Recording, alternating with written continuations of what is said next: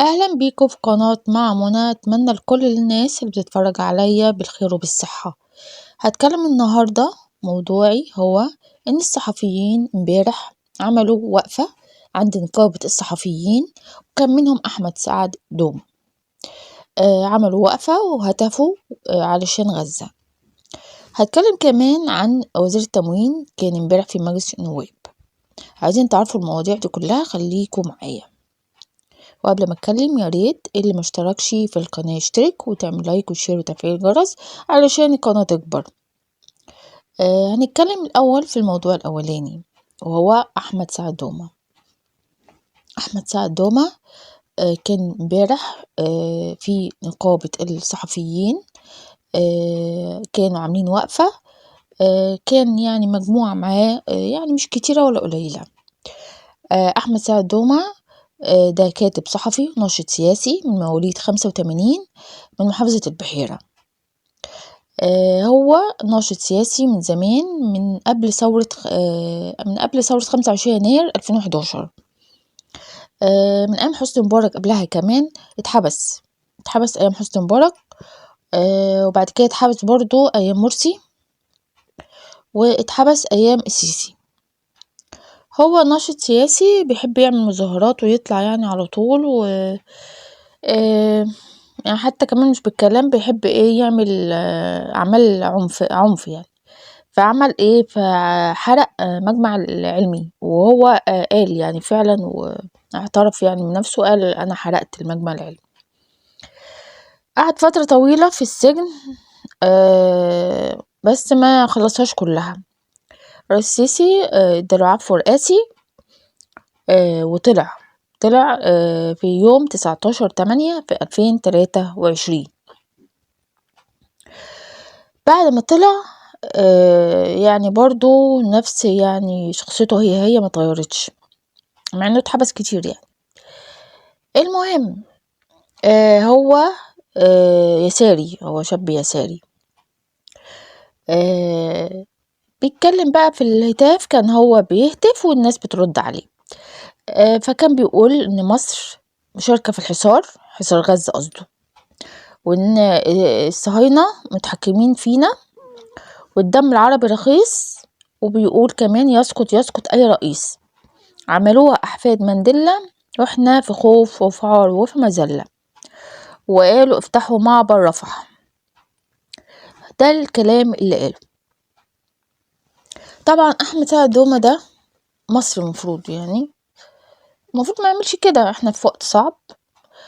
امال الاحتلال هيعمل ايه يعني؟ مادام المصريين بيعملوا كده، امال الاحتلال هيعملوا ايه؟ احمد سعد دومة موافق كده على كلام الاحتلال اللي هم قالوه في المحكمة الدولية، ان مصر هي السبب في المحاصرة، في الحصار على غزة. وقالوا اسرائيل قالت منعوا المساعدات، ان احنا مصر يعني المنع المساعدات. بالرغم مصر هي من اول يوم الحرب ان دخلت المساعدات، وساعات اسرائيل كانت تمنع مثلا دخول مساعدات، ولكن مصر تحاول معاهم علشان المساعدات تخش، عشان الناس اللي بتموت دي.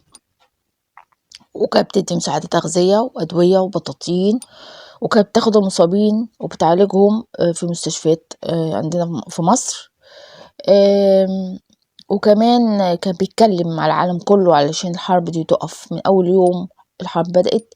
والسيسي كان بيتكلم مع الدول أوروبا وأمريكا علشان الحرب دي تقف ويبقى في حل، وكان عايز يبقى في حل. ومصر عملت مخيمات في خان يونس علشان الناس بيوتها اتدمرت زي ما انتوا عارفين. الاحتلال دمر غزة كلها ببيوتها بمستشفياتها كل حاجة. احنا خدنا كمان وائل الدحدوح، خدناه من غزة، دخلناه مصر هنا عشان بيتعالج، عشان اتصاب هو في ايده، فكان عايز عملية، فمحتاج عملية. فدخل يعني في مستشفى هنا في مصر. بسبب الإصابة اللي هو الاحتلال عملها له.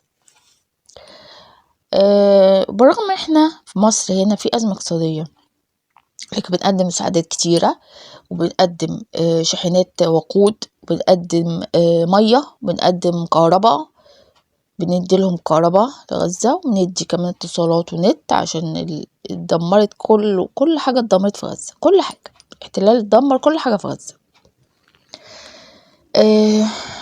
على فكرة إسرائيل خدت الكلام اللي هم قالوه في النقابة ده في القانون بتاعتهم، على ان بقى المصريين بقى خلاص بقى موافقين صح ان الكلام بتاع إسرائيل بقى هي اللي هم اللي صح، ان كلام احمد سعد دومة ده صح.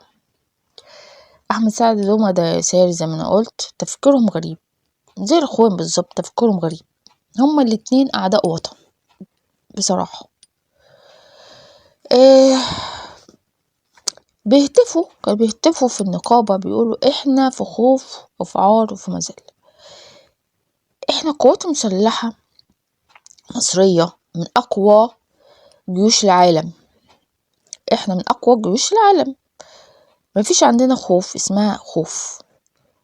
احنا في تخطيط في الدولة بتخطط، عارفة بتعمل ايه، عارفة امتى هيحصل حرب، او امتى نخش او امتى ما نخشش. الدولة هي اللي عارفة كل حاجة، قوات مسلحة عارفة كل حاجة، والتخطيط كل حاجة هي اللي عارفاه، مش احنا اللي نخطط للدولة. احمد سعد دوما مش وقته خالص اللي كان بيقوله ده، يسقط اي رئيس، اللي هو بيقوله كلام انه يسقط اي رئيس، قصده طبعا السيسي. احنا في وقت صعب، في حروب حوالينا، حرب في السودان، وحرب غزة، وحرب في ليبيا، وفي اثيوبيا في عاملة قلق، يعني في مشاكل عندنا كتير، في ازمة اقتصادية. احمد سعد دومة ده ما بيحبش مصر، معنى كده ان هو ما بيحبش مصر. هتكلم في الموضوع التاني اللي هو ان كان في مواجهة برلمانية قوية امبارح في مجلس النواب للدكتور علي صالحي وزير التموين والتجارة الخارجية. كان رئيس مجلس النواب حنفي الجبالي. عملوا 91 طلب إحاطة، وكان أسئلة عن كتير عن رقابة الوزارة وعن الأسواق، ومواجهة الاحتكار وارتفاع أسعار ونقص السلع. زي ما انتوا عارفين كان في نقص سلع زي السكر والبصل والرز والزيت والحاجات دي كلها، والأسعار غالية كمان. فبيسألوا كان الوزير، وكمان كان بيتكلموا عن جودة الرغيف والمكاتب التموين والرقابة، بيقولهم فين والأسعار ليه غالية، وكان بيسألوا أسئلة كتير للوزير، وكان بيتكلموا بقوة، وكان بيقولوا الوزير انه ان الاعمال بتاعته انها فاشلة، وان هو ما عرفش يسيطر على الاسواق. فكان يعني بيردوا كده، فبيقول يعني ان هو ما بيبيعش ستوك لتجار مصر، بس هو بيوزعه منافذ استهلاكية، وبيقول ان سوق التوزيع دي مسؤولية المحافظين. هو قال كده سوق التوزيع ده مسؤولية المحافظين واتحاد الغرف الصناعية. فهو اتكلم يعني ان هو يعني ملوش دعوة، فراح هو عمل مشكلة لناس تانية، وقال ان المتهم بريء حتى تثبت ادانته. خلى المشكلة يعني مش ليه، خلى المشكلة لناس تانية والوزارة تانية، وهنشوف يعني هيحصل ايه بعد كده. والحلقة كده خلصت، وما تنسوش تساعدوني تشتركوا في القناة عشان القناة تنتشر والناس تشوفها اكتر، وتعملوا لايك وشير وتشوفوا الحلقات القديمة، وتستنوني في حلقات جديدة. والسلام عليكم ورحمة الله وبركاته.